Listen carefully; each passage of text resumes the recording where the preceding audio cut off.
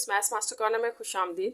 आज हम डिस्कस करेंगे एक्सरसाइज 5.3 का क्वेश्चन नंबर 8, 9, 10। इन ये तीनों क्वेश्चन जो हैं वो आपके पास स्टेटमेंट वाले क्वेश्चन हैं और इसमें भी हमने करना वही है कि हम यहाँ से एक क्वेश्चन बनाएंगे जो कि आपके पास इस तरह की फॉर्म की बन जाएगी और फिर उसको सॉल्व कर लेंगे।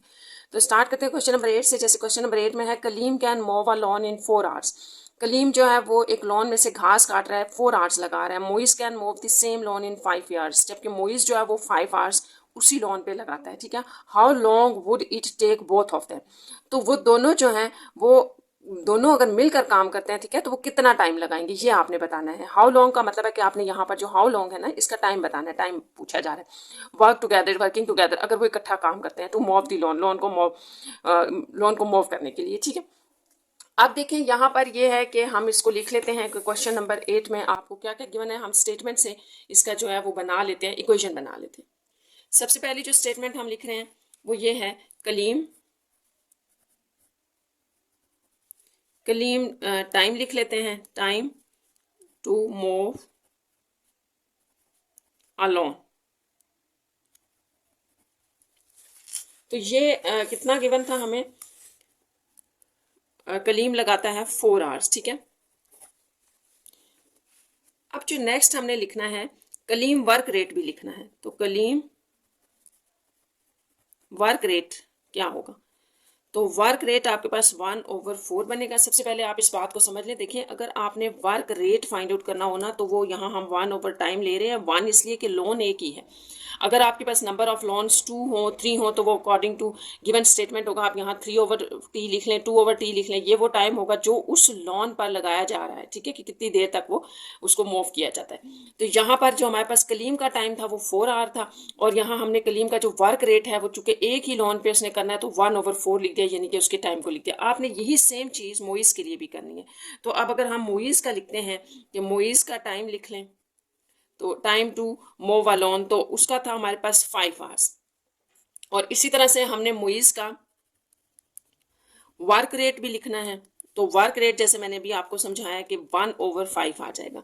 यह आ गया। अगर आप जो है वो इसकी यूनिट भी लिखना चाहते हैं तो वो लॉन पर टाइम आ रहा है। ठीक है, यूं ही होगा ना कि ये लॉन था, यहाँ पर भी आप लिख सकते हैं लॉन पर टाइम, ये इसकी यूनिट होगी। अच्छा, अब जो हमसे पूछा गया है कि अगर वो वर्क टुगेदर कर रहे हैं, ठीक है, वर्किंग टुगेदर कर रहे हैं, तो उनका जो टोटल वर्क रेट होगा वो क्या होगा। हमने वर्क रेट जो है वो मुइस का भी निकाल लिया है और कलीम का भी निकाल लिया है। तो इन दोनों के वर्क रेट को आपने ऐड कर देना है। तो अगर हम यहाँ लिख दें total work rate, work rate आपके पास क्या होगा, टोटल वर्क रेट 1/4 प्लस 1/5, दोनों का वर्क रेट जो है वो आपने ऐड कर देना है। अच्छा, अब जो है इनको ऐड करने का वही तरीका है जो आप जो फ्रैक्शंस में करते हैं। जैसे कि इन दोनों का एलसीएम आपके पास 20 बनता है ना, तो आप इसको 5 से मल्टीप्लाई कर दें, नीचे एलसीएम 20 करने के लिए, सेम एलसीएम करने के लिए यहाँ 4 से मल्टीप्लाई डिवाइड कर देते हैं। तो ये आपके पास 4/20 बन जाएगा, सॉरी 5/20 प्लस ये आ जाएगा 4/20। तो इसको अगर आप ऐड करें तो 20 और ये आपके पास आ जाएगा 9, 4 + 5 9। तो ये आपके पास टोटल वर्क रेट है। तो आपने फाइंड क्या करना था, ठीक है। क्वेश्चन क्या था, हाउ लॉन्ग। देखिए क्वेश्चन था how long would it take both of them, वो दोनों कितना टाइम लेंगे, आपने तो टाइम बताना है ना, जबकि ये तो आपके पास वर्क रेट है। अब आप थोड़ा सा पीछे जाएं, जैसे हमने देखा था कि वर्क रेट किसके इक्वल होता है, 1/टाइम। अगर आपने टोटल वर्क रेट उनका निकाल लिया तो ये टोटल टाइम भी बताना है कि कितना टाइम लगेगा। इसको अगर हम वर्क रेट से रिप्लेस करें, यहाँ ले आए और इसको यहाँ ले आए, तो आपका टाइम जो होगा वो 1/, टोटल वर्क रेट होगा उनका, जो आपने बोथ निकाला है, कंबाइन करके उनका निकाला है, यानी कि ये वाला।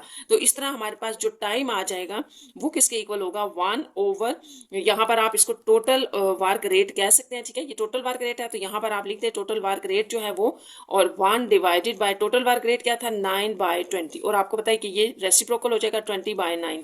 तो ये टाइम है। ठीक है, अगर आप इसको डिवाइड करते हैं, वही सिंपल डिवीजन जो आप इसमें करते होते हैं वो ले लें, तो ये आपके पास आ रहा है 2.5। ठीक है, ये 2 और ये फिर +2/9 आ जाएगा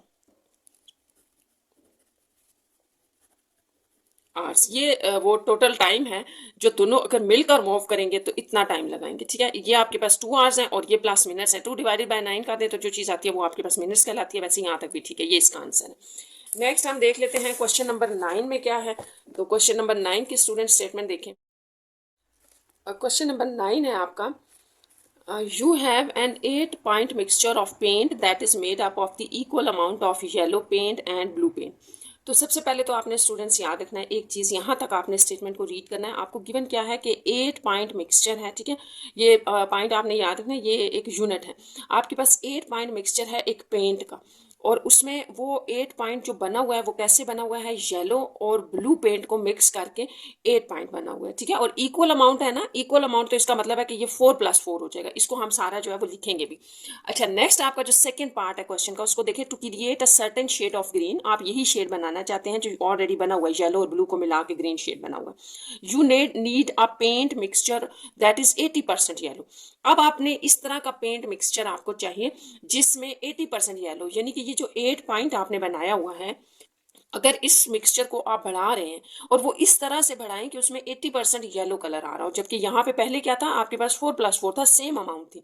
यहाँ पर वो कह रहा है 80% जो है वो येलो होगा उस मिक्सचर के अंदर। How much points of the yellow paint do you need to add to the mixture. तो आपने ये बताना है कि जो आपका मिक्सचर था वो 8 पॉइंट, उसके अंदर आपने मजीद कितना येलो ऐड किया है कि 80% येलो उसमें आ रहा है। तो ये स्टेटमेंट अगर आपको समझ आ गई है तो हम इसको लिखते हैं और इसका डाटा बना लेते हैं कि किस तरह से हमें वैल्यूज़ को लिखना है। तो सबसे पहले तो आपने ये याद रखना है, जैसे फर्स्ट स्टेटमेंट में मैंने आपको बताया था कि आपको जो है वो टोटल मिक्सचर गिवन है, तो वो हम लिख लेते हैं। जैसे हमारे पास टोटल स्टार्ट में जो आपको फर्स्ट लाइन में कहा गया, ठीक है, तो मिक्सचर जो है, टोटल मिक्सचर हमारे पास है 8 पॉइंट, ये आपने याद रखना है। इसको थोड़ा सा हम ब्रेक कर लेते हैं अपनी आसानी के लिए कि ये जो 8 पॉइंट था, इसमें हमने कहा कि 4 हमारे पास जो है वो येलो है, ठीक है, और प्लस कर लें इसमें 4 जो है वो ब्लू है। तो ये आपने कहाँ से लिखा, ये आपने गिवन स्टेटमेंट से लिखा जहां पे कहा गया था कि इक्वल अमाउंट है। यहां तक हो गया। अब नेक्स्ट जो है वो हमसे ये कहा गया है कि जो रिक्वायर्ड आपके पास मिक्सचर है उसको हम लिख लेते हैं कि जो भी हमें गिवन था कि रिक्वायर्ड जो है वो हमारे पास मिक्सचर इस तरह से है कि 80% वो येलो है। ये भी आपको एक चीज गिवन है कि जो आपका रिक्वायर्ड मिक्सचर है वो 80% येलो है। इसको भी हमने लिख लिया। ये वो चीजें जो आपको गिवन है।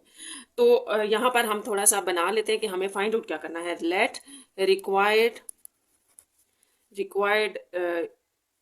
येलो पेंट, ये आपसे कहा गया था ना कि जो भी आपका रिक्वायर्ड येलो पेंट है वो बता दें कि कितना आपने उसमें ऐड किया। तो रिक्वायर्ड येलो पेंट जो होगा बी एक्स पॉइंट्स, ठीक है, एक्स पॉइंट है, ये हमने लेट कर लिया। अगर वो एक्स है तो यहाँ पर मैं एक स्टेटमेंट लिखूंगी, वो है ये है कि जो आपके पास ये जो आपका टोटल मिक्सचर है इसको हम अगेन लिखेंगे।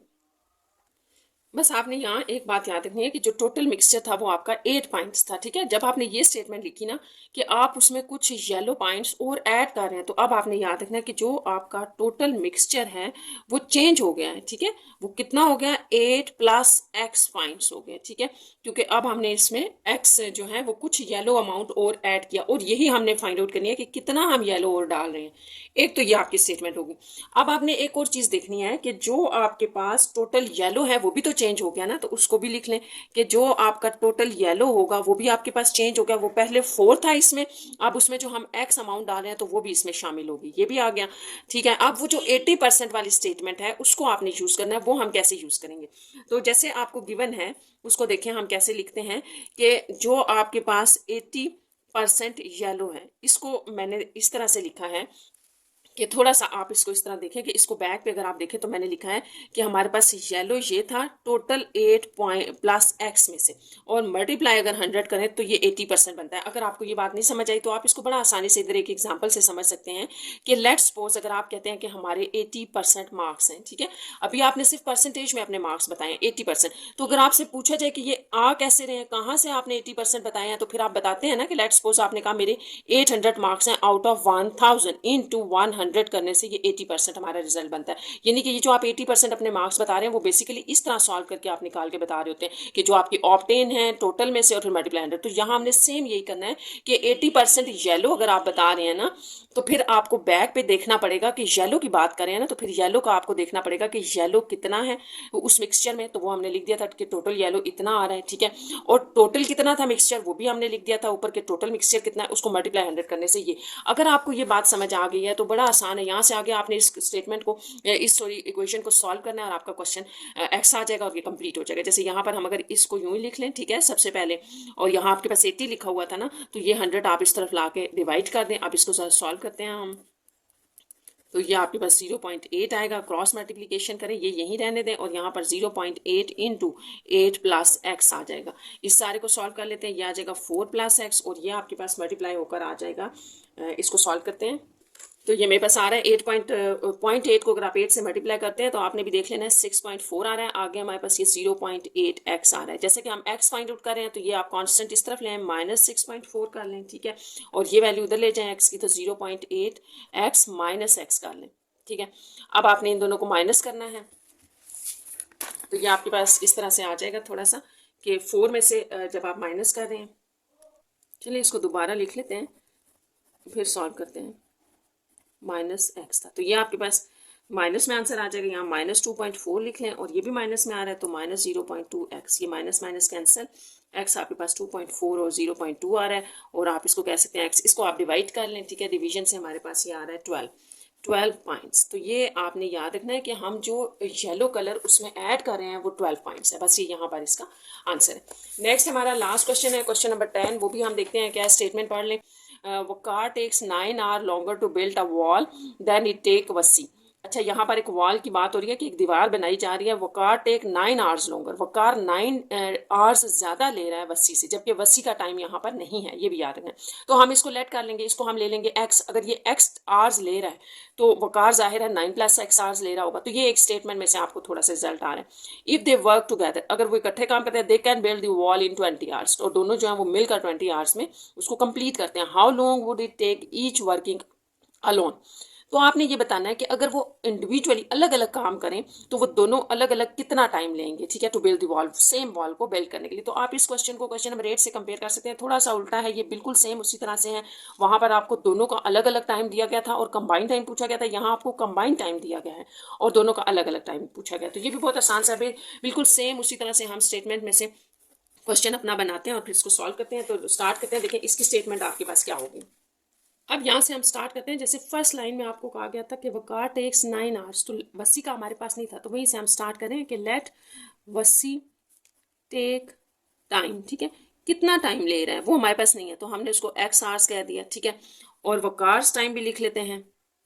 वकार्स टाइम वो तो आपको कहा गया था कि जो भी वसी लेगा उससे 9 ज़्यादा लेगा, तो ये हो गया, ठीक है। तो बेसिकली आपने स्टूडेंट्स यही फाइंड आउट करना है कि दोनों का इंडिविजुअली टाइम बताना है। आप बाकी डाटा जो हमें गिवन है, इन्फॉर्मेशन है, उसको यूज़ करके हम एक्स फाइंड आउट कर लेंगे। तो सबसे पहले तो आप दोनों का इंडिविजुअली रेट लिख लें, जैसे आपने पीछे लिखा था, ठीक है। क्वेश्चन नंबर 8 में भी हमने देखा था कि वसी रेट क्या बनेगा। वसी रेट क्या है, 1/x, क्योंकि एक ही वॉल की बात हो रही है तो यहाँ पर वसी रेट आ जाएगा। अच्छा, वकार रेट क्या होगा, 1/x + 9। एक और चीज़ भी आपको क्वेश्चन में गिवन है और वो ये गिवन है कि जो टुगेदर टाइम है, दोनों का जो टाइम गिवन है आपको वो भी यहाँ पर लिखा हुआ है। तो उसको आप टोटल टाइम लिख दें या टुगेदर टाइम लिख लें, ये आप टू यू है, ठीक है। तो मैं अभी इसको ये कितना था, 20 था आपके पास, ठीक है। तो टुगेदर टाइम कितना है आपके पास, ये लिख लेते हैं, ये था 20 आवर्स। तो जब आपने टुगेदर टाइम लिखा है, ठीक है, ये टुगेदर टाइम है, तो टुगेदर रेट भी आप लिख सकते हैं ना, तो टुगेदर रेट भी बता दें। तो टुगेदर रेट क्या होगा, इसी को उल्टा करने से आ जाएगा। आप देखिए ये वसी का रेट है, ये वकार का है और दोनों को मिला के ये रेट है।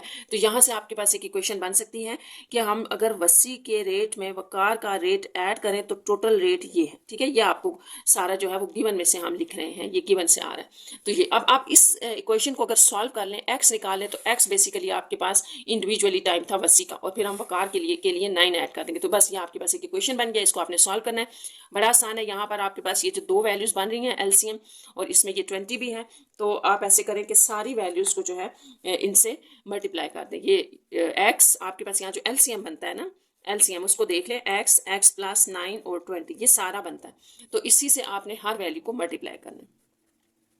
9 और 20 भी लिख लें, 1/x यहाँ पर भी हम यही करेंगे, ठीक है, जो यानी कि डिनोमिनेटर में है। दूसरे लफ्जों में आप यूँ समझ लें कि जितना भी आपके पास डिनोमिनेटर में है उसको ख़त्म करने के लिए आपने उनको ऊपर मल्टीप्लाई कर दिया सबको। तो ये देखिए, ये x इस x से कट गया, यहाँ ये पूरे का पूरा ये कैंसिल हो जाएगा, ये और ये। अब आप देखिए रिमेनिंग में आपके पास क्या रह गया। ये एक सॉल्व करने का ईजी वे है, अगर आपको कुछ और समझ आता है तो आप उस तरह से कर लें। यहाँ पर आपके पास रिमेनिंग में रह गया 20 इंटू x + 9, यहाँ पर आपके पास रह गया 20x और यहाँ पर 20 कैंसिल हो गया था तो x इंटू x + 9, ये सारा आपके पास रिमेनिंग में है। तो इसको अब आप मल्टीप्लाई करें, यहाँ से हमने x निकालना है। 20x + 180 + 20x = x² + 9x। Next आपके पास इक्वेशन बन रही है, तो इसको देख लेते हैं। 40x is equal to x square plus 9x। तो इस तरफ जीरो कर लें, एक्स स्क्वायर की तरफ सारी वैल्यूज मूव करवा लेते हैं और फिर हमारे पास एक क्वाड्रेटिक इक्वेशन बन जाएगी। ये एक्स स्क्वायर है, यहाँ पर आपके पास -31x रह जाएगा, और ये जो आपके पास क्वाड्रेटिक इक्वेशन बन गई है, इसको आप यूँ भी लिख सकते हैं, ठीक है। अब आप इसको चाहे तो फैक्टराइजेशन से कर लें, मिड टर्म ब्रेक करने वाले मेथड से कर लें, ठीक है, या आप इसके ऊपर क्वाड्रेटिक फार्मूला लगा लें। तो हम इसको मिड टर्म ब्रेक से कर रहे हैं, बहुत आसान से। आप 180 के प्राइम फैक्टर्स देखें, ये होते हैं आपके पास 2 4 are 8 and then 2 5 are 10, 3 1, 3 5 are then again 3 5 है। आप देखिए यहाँ से आपने वो दो नंबर देखने हैं जिनको ऐड और सब्ट्रैक्ट करने से 31 आएगा और मल्टीप्लाई करने से 180 आएगा, ठीक है। तो ये आपके पास जो दो नंबर आएंगे वो होंगे 36 इंटू 5 अगर हम करें तो देखिए ये 3 3 ज़ा 9, आपने भी चेक कर लेना, 9 2 ज़ा 18, 18 2 ज़ा 36 होता है। तो 36 को अगर हम 5 से मल्टीप्लाई करें तो 180 आएगा और माइनस करने से 31। तो इसको हमने इस तरह से ब्रेक किया, +5x माइनस 180। यहाँ से आप x कॉमन ले लें, x माइनस 36 प्लस 5 कॉमन ले लें, x माइनस 36। ये x प्लस 5 हो गया और यहाँ x माइनस 36।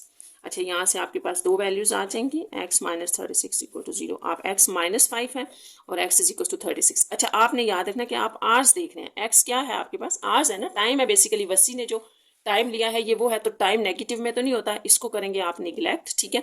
तो ये तो फिर आपके पास जो वसी का टाइम है वो क्या हो गया, 36 आवर्स, ठीक है।